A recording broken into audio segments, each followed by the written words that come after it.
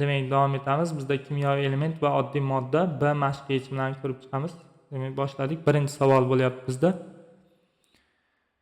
Xo'p, quyidagilardan qaysi biri oddiy modda haqida so'z boradi deyapti. Sulfat kislota tarkibida kislorod bor deyish, nimaningdir tarkibida nimadir bor deyish bu yerda element bo'lib qoladi. Shuning uchun hozir bu yerda A javob elementga tegishli. Baliqlar suvda erigan kislorod bilan nafas oladi deyish bu moddaga tegishli xususiyat. Bizda moddaga tegishli xususiyat so'ralgan, shuning uchun B javobni olamiz.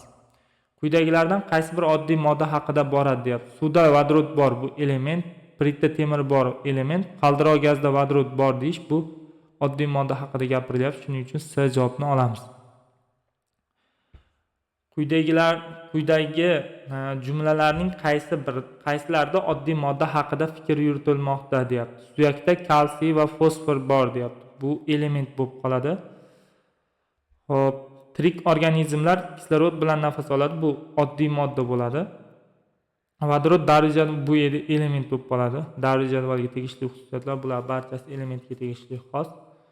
Olmos qattiq modda deyish bu albatta agregat holatga kiryapti. Bu moddaga tegishli xususiyat. Uglerodda ikkita elektron qavat mavjud, bu ham elementga tegishli. Hozir 2-4 bor javob olinadi. C to'g'ri javob. Quyidagi jumlalarning qaysilari oddiy modda haqida fikr yuritilmoqda? O'simlik hujayralarida magniy bo'ladi deyapti. Magniy kislorodda bengal shamlari kabi yonadi. Bu yerda oddiy modda. Shunisi oddiy modda.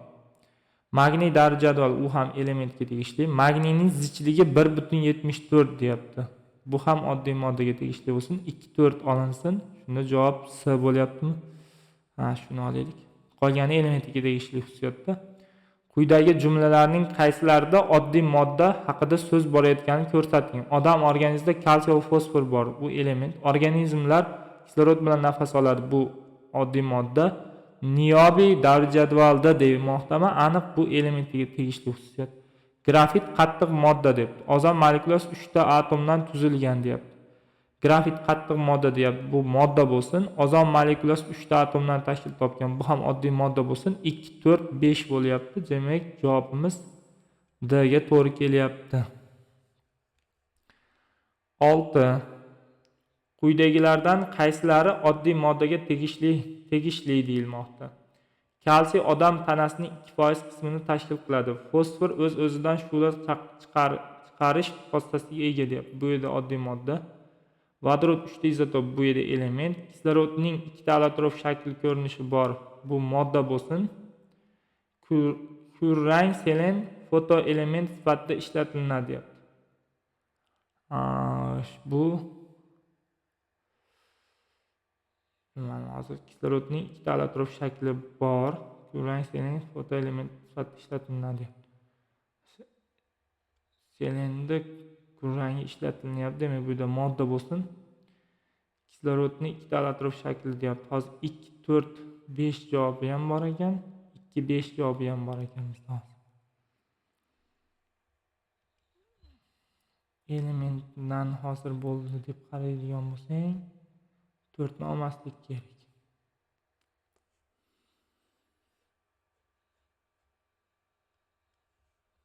Bir element atomidan turli xil oddiy moddalar hosil bo'lishi allotropik. Bu yerda elementga tegishli bo'lsin. 4 bizda oddiy moddaga tegishli deyapti. 2, 5 bo'lib D-ni olaylik. 7. Qaysi joylarda oddiy modda haqida gap ketmoqda? Sintez gazida kislorod bor deyapti. Yo'q. 2. Brom to'yinmagan uglevodorodlarni aniqlashda ishlatiladi. Albatta bu yerda oddiy modda 1, 2 haqida, ya'ni brom 2 haqida gapirilyapti. Organik modda tarkibida uglerodni aniqlash uchun uning yonishidan hosil bo'lgan karbonatlanit ohak eritmasi shimdiriladi deyapti. Bu yerda aniq nima deydi? Moddasi haqida gapirilyaptimi hozir? Yo'q, bu yerda uglerodni aniqlash uchun deyapti. Yo'q. 4. Yod sublimatlanadi deyapti. Agregat holatga o'zgarishi. Agregat holatlar bu yerda modda haqida gapiriladi. Temir tabiatda tarqalishi bu element bo'lsin. 2, 4 bo'lib javobimiz B chiqyapti. Qaysi fikrlar shubhasiz oddiy modda haqida deb. Dunyoda eng sof oltin tozalik darajasi 999 deb. O'zbekistonda chiqariladi deb. Ha, bo'pti. Oltin moddasi haqida gapirilsin. Xo'p, 2. Qonda temir borligi bu elementga tegishli. Hop, 3. Organik moddalar tarkibida vodorodni aniqlash bu ham elementga tegishli bo'lsin. 4. Ftor juda aktiv bo'lganligi uchun unga halokatli deb nom qo'yishgan. Ha, bu modda bo'lsin endi. 5. Eng yengil metal. Ha, demak agregat holat endi metal deyapti bu yerda. Modda bo'lsin. Demak 1, 4, 5 bo'lyapti. A javobni olamiz. Qaysi hollarda kislorod oddiy moddasi holida ifodalangan? Havo tarkibida kiradi. Ha. Oksidlar tarkibi element, yonish reaksiyasida qatnashadi. Ha. Ozon hosil qiladi deyapti.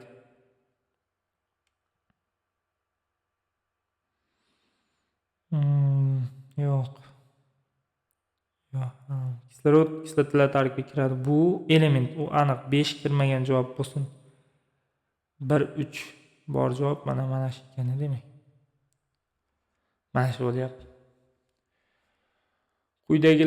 Quyidagi alomatlarning qaysilari oddiy moddaga tegishli? Fosfor 3 xil allotrof shakliga ega debdi.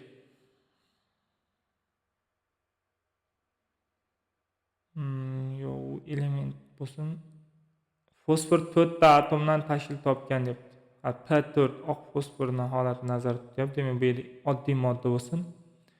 Fosfor u element, 3-davr, 5-guruh u element, u aniq.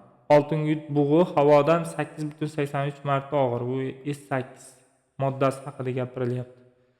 Shuni olaylik. Ya'ni 2, 4 bo'lyapti. D javobni olaylik. Quyidagi ifodalardan qaysilari oddiy modda to'g'risida fikr bormoqda? Sanoatda vodorod suvni konversiyalash orqali olinadi. Ha, H2 holati chiqib keladi bu reaksiyada. Demak, oddiy modda bo'lyapti. 1 kiradi. Tabiiy gaz tarkibida deyapti. Demak, bu nimaningdir tarkibida bo'lyapti. Element bo'lsin. Vodorod qaldiroq gazning 3dan 2 qismini tashkil etadi deyapti. Vodorod qaldiroq gazning 3dan 2 qismini tashkil etadi deyapti. Qaldiroq gazda oddiy modda holatda bo'lsin deb qaraydigan bo'lsak, 3 kiryapti. Vodorod havodan ancha yengil bo'lganligi sababli aerostatlarda foydalaniladi deyapti. Xo'p. Yengil gazligi haqida gapirilyapti. Bu yerda kirsin.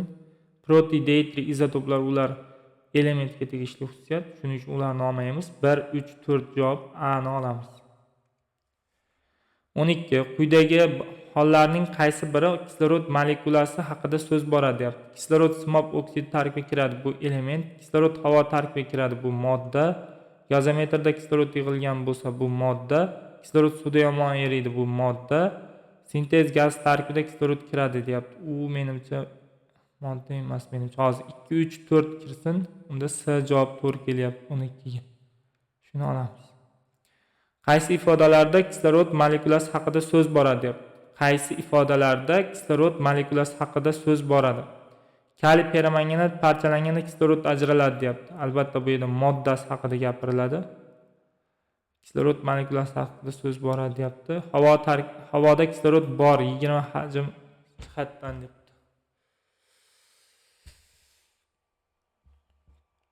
O2 holatda bo'lsin, havo tarkibida, ya'ni molekulyar holatda kiryapti. Bu asetilin kislorodda yonib taxminan 3000 issiqlik beradi deyapti. Bu ham kirsin. Suvda yomon eriydi. Ha, kiradi bu. Berto'li tuz tarkibida kislorod bor. Bu element bo'lib qoladi. Demak, A javobni olamiz. Quyidagi iboralarning qaysilarida kislorod molekulasi haqida gap boradi? Suv tarkibida kislorod bor. Nimaningdir tarkibida nimadir bor deyaptim, tamom u element bo'ladi. Baliq suvda erigan kislorod bilan nafas oladi, bu oddiy modda. Kislorod ko'pdan ko'p tuzlar tarkibiga kiradi, bu element. Ko'pchilik moddalar kislorodda yonadi, bu modda.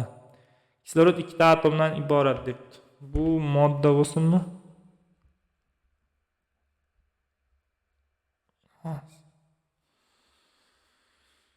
O2ni gapiryapti. Ichida ikkita kislorod atomi bor deb. Demak, bu modda bo'lyapti. Vodorod peroksid tarkibida kislorod bor, u element. 2, 4, 5 D javobni olishimiz kerak. Qaysi ifodalarda kislorod molekulasi haqida so'z bormaydi? Molekulasi haqida gap bormagandan keyin element haqida borganini ol demoqchi. Kaliy permanent parchalangan kislorod ajraladi deyapti. Bu molekulasi. Havoda kislorod bor, bu ham molekulasi. Kislorod ekvivalentli deyish bu elementga tegishli xususiyat. Kislorod suvda yomon eriydi, bu moddaga tegishli. Bixromatlar tarkibida kislorod bor, bu elementga tegishli xususiyat. 3, 5 bizda element haqida so'z boryapti. Bizda modda haqida bormaydiganini ol degandan keyin, demak bizda element haqida borganini olamiz. D javobni oldim. Quyidagilarning qaysilari kislorod molekulasi haqida so'z boradi debdi. Suvda kislorod bor deyish bu element. Baliq suvda erigan kislorod bilan nafas oladi, bu modda. Kislorod ko'pchilik moddalar tarkibiga kiradi, bu element. Ko'pchilik moddalar kislorodda yonadi, bu modda. Mana bu element, mana bunisi esa modda. Kislorod 2 atomdan tashkil topgan modda bu. 2, 4, 5 bo'lyaptimi? Demak, C javobni olamiz 16 ga. 17. Quyidagi berilgan ifodalarning to'g'rilarini tanlang. Kislorod atomi, sirka kislota atomi deb bo'lmaydi. To'g'rilarini tanlang deyapti.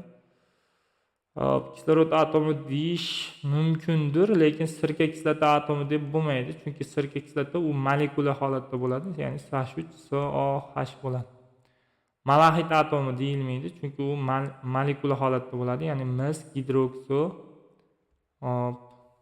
karbonat holatda bo'ladi.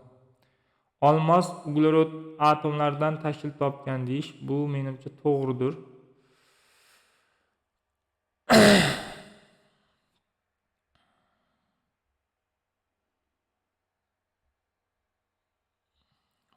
Bu ham to'g'ri bo'lsin. Vodorod peroksid vodorod va kislorod molekulalaridan tashkil topgan. Molekulalardan emas, atomlardan tashkil topgan. Bu ham xato bo'lsin. Osh tuzi natriy va xlor molekulalaridan emas, natriy va xlor atomlaridan desa to'g'ri bo'lardi. Bu ham xato bo'lib qolyapti. Suv molekulasi burchakli fazoviy ko'rinishga ega. Ha, haqiqatan burchakli. 1, 4, 7 kiryapti, demak A javob to'g'ri bo'ladi. Qaysi bandda oddiy moddaning fizikaviy xossasi haqida yuritilgan? Kislorod ultrabinafsha nur ta'sirida ozon hosil qiladi. Kislorod tabiatda ikki xil atrof shakl ko'rinishda bo'ladi. Kislorod ikkinchi davr 6-guruhda joylashgan. Kislorod suvda yomon eriydi. Shu eruvchanligi u fizik bo'lsin, demak D javobni olamiz. 19. Qaysi bandda oddiy moddaning kimyoviy xossasi haqida fikr yuritilmoqda? Oddiy moddaning kimyoviy xossasi haqida fikr yuritilmoqda.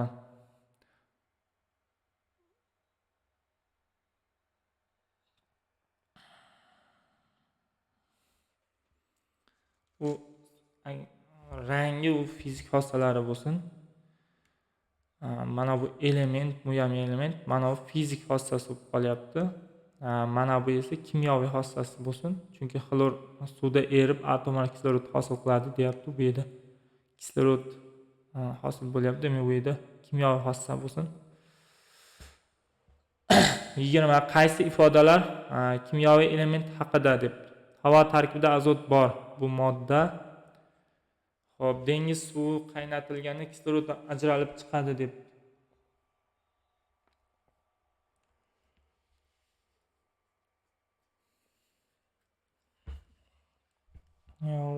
Shu to'g'ri kelmayapti. Bertollet tuzi tarkibida xlor bor, bu element. Elementga tegishli xususiyat ol degan, demak bu yerda 3 olinadi. Temir xlorda yonganda temir chiqadi, u modda. 3 mol kislorodda 2 mol ozon hosil bo'ladi, bu modda. Alyuminiy odatda +3 oksidlanish darajasi, mana shu element. Xo'p, 3, 6 bo'lyapti, C javobni olamiz. Qaysi ifodalar to'g'ri deb. Suv, vodorod va kislorod oddiy moddalardan tashkil topgan. Yo'q, vodorod va kislorod atomlardan tashkil topgan bo'lsa to'g'ri bo'lardi. Hozir bir xato. Kimyoviy hodisalar paytida molekulalar tarkibi o'zgaradi, atomlar esa saqlanib qoladi. Naborot. Hozir to'xtab turing. Yo'q, to'g'ri bu narsa. Kimyoviy hodisa paytida molekulalar tarkibi o'zgaradi, atomlashish saqlanib qoladi. Ha, bu to'g'ri. Ikkini olamiz.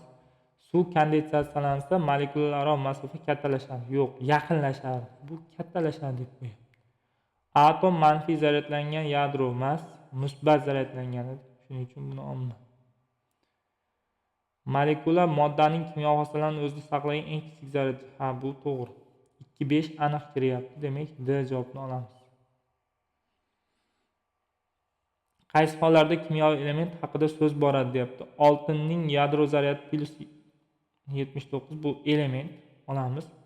Nikel suvda erimaydi, bu modda. Sochda oltin bor deyish element. Qonda temir bor deyish element. Ko'pchilik moddalar kislorodda yonadi, u modda. 1, 3, 4 bo'lsin, elementga tegishli xususiyat. Demak, B javob to'g'ri.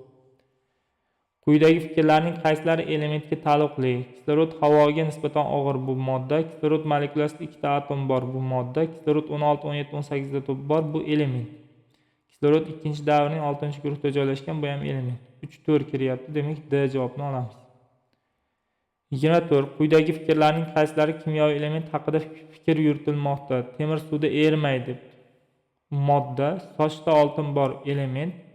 Borning yadro zaryadi +5 element. Qonda temir bor, element. Ko'pchilik moddalar kislorodda yonadi, u modda. 2, 3, 4 elementga tegishli bo'lyapti. S javobini olamiz. 25. Quyidagi fikrlarning qaysilari kimyoviy element to'g'risida ekanligini ko'rsating deyapti. Fikrlarning qaysilari kimyoviy element to'g'risida ekanligini ko'rsating. Ammoniakning 82% qismini massa jihatdan azot bor deyapti.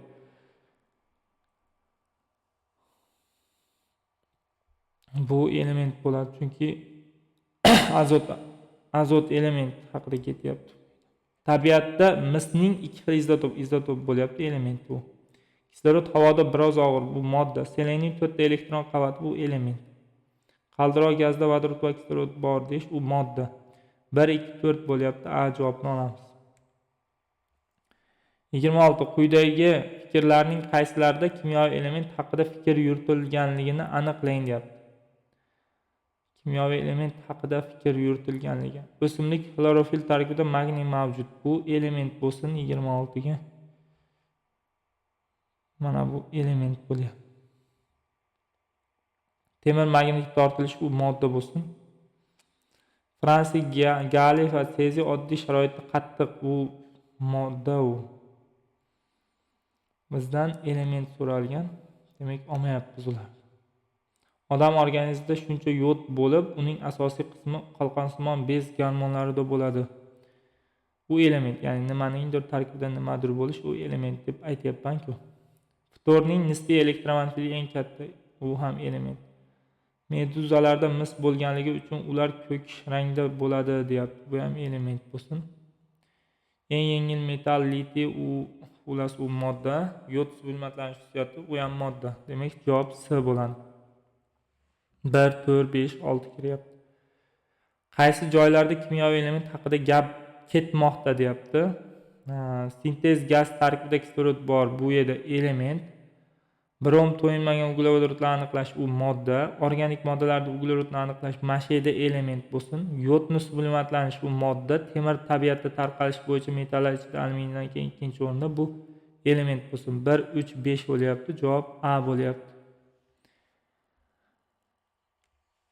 28. Qaysi hollarda kimyoviy element haqida gap bormaydi deyapti. Kimyoviy element haqida gap bormasa, demak moddasi haqida gap borishi kerak. Havo tarkibida kislorod bor, bu modda, shuning uchun olaman. Dengiz suvini qaynatilsa kislorod ajralib chiqadi deyapti. Bu ham olinsin. Prit tarkibida oltin yod, u element. Temir xlorid kislota bilan temir 2 xlorid va xlor bo'ladi deyapti. Bu modda bo'ladi. Kislorodda 2 ta elektron pog'ona mavjud, u element. Bizda element haqida bormasin, modda haqida borsin degan. 1, 2, 4 kiryapti, demak B javobini olamiz. Qaysi hollarda oddiy modda haqida gap boradi deyapti. Oddiy modda haqida suv tarkibida kislorod bor, u element. Baliqlar suvda erigan kislorod bilan nafas olish, u oddiy modda. Qum tarkibida kislorod bor deyapti. U element bo'lib qoladi. Sulfat kislorod tarkibida kislorod bor, u ham element. Kislorod kuchli oksidlovchi, u modda. 2, 5 kiryapti, javob C bo'ladi. Quyidagilardan qaysi bir oddiy modda haqida suvda kislorod bor, u element. Sintez gazda vodorod bor. To'xtab tursin. Qonda temir bor element, xlorofilda magniy bor element. Iloji yo'q, B ni olishimiz kerak bo'ladi 30 ga. Qolgan chunki element bo'lib qolyapti. 31. Qaysi hollarda kimyoviy element haqida so'z boradi? Mana bu yadro zaryad deyish bu element, suvda oz eriydi deyish u modda, sintez gazda kislorod bor deyish u element bo'lsin, zangda kislorod bor deyish element, organik moddalarda kislorodda yonadi u modda, u 1 3 4 kiryapti. Javob B. 32. Qaysi ifodalarda kislorod moddasi haqida so'z boradi deb. Moddasi haqida. Moddalar kislorodda yonadi. Ha, modda bu. Suvda kislorod bor element. Kislorod rangsiz, hidsiz gaz bu modda. Kislorodda 2 elektron qavat u element. Havoda kislorod bor bu modda. 1 3 5 kiryapti. B javobini olaman. Quyidagi fikrlardan qaysilari oddiy modda haqida deb. Oddiy modda haqida. Ftorning reaksion qobiliyati juda kuchli bu modda. Ftor yadro zaryadi deyish u element. Ftor och yashil rangli gaz deyish modda. Ftorni qaynash temperaturasi o'sha deyish u modda bo'lsinmikin? Qolgan variantlarni ko'raylik. Mana bu nima bo'lib qoladi? Element bo'lib qoladi. Hozir 1 3 bor javobni olish kerak. Shuning uchun 4 ni ham kiritish kerak ekan. A javobni olamiz. Xo'p, 34. Quyidagi jumlalarning qaysilarida oddiy modda haqida fikr yuritilayotganligini ko'rsating. Oddiy modda haqida fikr yuritilayotganini ko'rsating. Suyakda kislorod bo'ladi deyish u element. Kislorod havodan biroz og'ir bu oddiy modda. Oltin o'sha davrning 3-guruhi deyapti bu element. Simob oddiy sharoitda suyuq bo'ladi modda. Palladiyda 4 elektron qavat mavjud u element. 2 4 kiryapti, demak C javobini olaman. Quyidagi ma'lumotlarning qaysilari azot kimyoviy element tarzida ifodalangan deyapti. Natriy nitrat tarkibida kiradi deyish u element. Ammiak mis 2 oksidi reaksiyon olinadi deyapti. Bu ammiak va mis 2 oksidi reaksiyasidan olinadi deyapti azotni. U modda holatda ajralib chiqadi, shuning uchun modda. Madaniy o'simliklar o'sishida muhim ahamiyatga ega deyapti. Rangsiz, hidsiz gaz u ham modda bo'lib qolyapti. 1 3 ni olinamikin? Mashina bo'lyapti, qolgani modda bo'lib qolyapti-da. Shuning uchun B ni olaman. Bizga kimyoviy element kerak. 36. Quyidagi ma'lumotlarning qaysilari xlor oddiy modda tarzida ifodalangan? Xlorda 3 ta elektron pog'onasi bor u element. Xlor yashil tusli bo'g'uvchi gaz bu modda. Fosgenning 72% ni xlor tashkil qiladi u element. Temir xlorda yonsa temirchi xloridni hosil bo'ladi deyapti. Bu yerda moddasi. Xlorning geliga nisbatlanishi o'shaga teng deyapti. Bu ham menimcha mana bu izotop element bo'lib qoladi. 2 4 kirish kerak. Iloji yo'q 5 ni ham olamiz ekan, demak 5 olindi. 37. Quyidagi fikrlardan qaysilari kimyoviy element atomi haqida deb. Kimyoviy element atomi haqida. Kimyoviy element atomi haqida. Xlorning reaksion qobiliyati kuchli u modda, xlorning yadro zaryadi bu element, xlor sarg'ish yashil gaz u modda, xlor qaynash temperaturasi o'sha modda, xlor 3-davrning 7-guruhida joylashishi u element. 2 5 olinadi. C javob to'g'ri. Qaysi ifodalarda azot moddasi haqida so'z bormaydi? Azot moddasi haqida so'z bormaydi. Litiy bilan ta'sirlashadi u modda, ya'ni litiy bilan azot ta'sirlashuv azotni modda holatda olib kelyapti. Nitrat kislota tarkibida azot bor bu element. Azot rangsiz, hidsiz gaz u modda. Azotda 2 ta elektron qavat bor u modda, element u. Mana shu element. Havoda azot bor u modda. 2 4 kiryapti. Shuning uchun azot moddasi haqida bormagandan keyin element haqida gap boradiganini olishimiz kerak bo'ladi. C javob to'g'ri. 39. Quyidagilarning nechtasi xlor elementi haqida deb. Elementi deyapti. Sarg'ish yashil gaz u modda. 7-A guruhda joylashuvchi element. Shuning uchun mana bu element bo'lyapti, mana bu modda bo'lyapti. Seleniy tarkibida bor deyish u element bo'ladi. Natriy xlorid elektrolizdan olinadi, u modda bo'lib qoladi. Shuning uchun hozir ikkitasi element, ikkitasi modda bo'lyapti. Shunda ikkitasi element haqida so'z borganligini bildik. Shuning uchun 39 ga B ni oldim. Qaysi javobda ham oddiy, ham kimyoviy element formulasi ko'rsatilgan deyapti. Qaysi javobda ham oddiy modda, ham kimyoviy element formulasi ko'rsatilgan deyapti. Bu yerda B javob to'g'ri keladi. Chunki mana bu vodorodni elementi, vodorod elementi yoki vodorod atomi deydigan bo'lsak, mana bu esa vodorod moddasi haqida gapirilayotgani bilinadi. Ya'ni bu vodorod elementi desa bo'ladi yoki vodorod atomi desa bo'ladi. Mana buni esa vodorod molekulasi, ya'ni vodorod moddasi desak to'g'ri bo'ladi. Endi mana bu geliyda geliyni molekulasi ham, moddasi ham hammasi bir xil yoziladi. Geliy yoziladi, mana shu holatda yoziladi. Bularda ikkisi bilan yurganligi uchun bular boshqacha yoziladi. Bular esa boshqacha yoziladi. Shuning uchun hozir mana bu inert gazlarni olish kerak, chunki ularda atom va molekula tushunchasi bir xil bo'ladi. Qaysi javobda oddiy modda haqida so'z boradi? Qonda temir bor, u element. O'simliklarda magniy bor, element. Sintez gazda kislorod bor, element. Qaldiroq gazda vodorod bor, u modda. Oddiy modda formulasini ko'rsating debdi.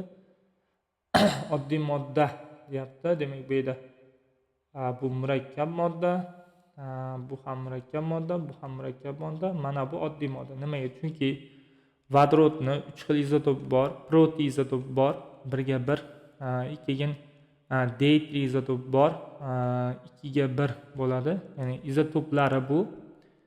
Ikkigin tritiy izotop bor, tritiy izotopi mana bu holatda bo'ladi.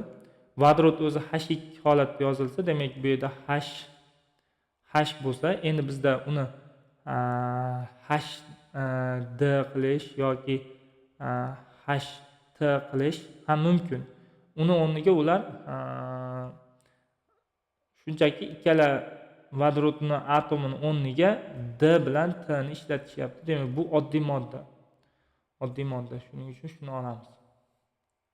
Ya'ni bu ikki xil vodorod izotoplaridan hosil bo'lgan oddiy modda desam tushunasiz menimcha. Oddiy modda molekulasida minimal nechta atom bo'lishi mumkin deyapti. Minimal nechta atom bo'lishi mumkin? Oddiy modda molekulasida bitta atom bo'lishi mumkin. Mana misol uchun geliy ham oddiy modda va u bitta atom saqlayapti. Demak, bitta bo'lishi mumkin. 44. Quyidagilardan qaysi biri ikki atomli molekula hosil qilmaydi debdi. Mana bu hosil qilmaydi. Uglerod yoziladi. Mana ular azot desa N2, kislorod desa O2, ftor desa ftor 2 holat nazarda tutiladi.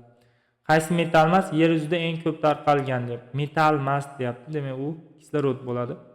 Faqat modda va elementni ko'rsating debdi. Faqat modda bo'lsin ekan va element bo'lsin ekan. Olmos bu modda, fosfor bu element desam to'g'ri bo'ladi. Shu yerda to'g'ri. Quyidagilarning qaysi biri vodorod elementi haqida debdi. Suvda yomon eriydi, u modda. Normal sharoitda gaz, u modda. Kislorod bilan portlaydi, modda. Tabiatda uning 3 ta izotopi bor, u element. Yer yuzida qaysi metal eng ko'p tarqalgan? Alyuminiy. To'g'ri ma'lumotlarni toping. Atomlar soni elementlardan ko'p. Ha, to'g'ri. Chunki allotropiya sababli elementlar sonidan allotropiya emas. Atomlar soni elementlar sonidan ko'p bo'lishi, mana misol uchun element deganda vodorod nazarda tutadigan bo'lsangiz, uni proti izotopi mavjud, D3 izotopi mavjud, tritiy izotopi mavjud. Shuni nazarda tutyapti menimcha. Metallar soni metal maslardan ko'p. Metallar 96 ta, metal mas 20 ta. Demak, bu yerda ko'p deyapti metalni, shuning uchun to'g'ri. Oddiy moddalar soni murakkab moddalardan ko'p. Bu xato. Murakkab moddalar soni ko'p. Demak, bizda 1 bilan 2 to'g'ri. B javobini olamiz 49 ga. Qaysi aralashma oddiy moddalardan tashkil topgan debdi. Qaldiroq gaz oddiy moddalardan tashkil topgan, chunki uning ichida 2 molekula vodorod va 1 molekula kislorod mavjud. Qolgani bunday bo'lmaydi. Quyidagi jumlalarning qaysilari element haqida deb. Oshqozondagi kislota xlor bo'ladi. Ya'ni oshqozondagi kislotada xlor bo'ladi. U element. Oshqozonimizda xlorid kislota bo'ladi va xlorid kislotada xlor bor deyish bu elementga tegishli. O'simliklar kislorod bilan nafas oladi, u modda bo'lsa kerak. Uglerod izotopi deyapti, demak u yerda element bo'ladi. Odatdagi sharoitda metallardan simob, metal massalardan biron suyuq, u modda.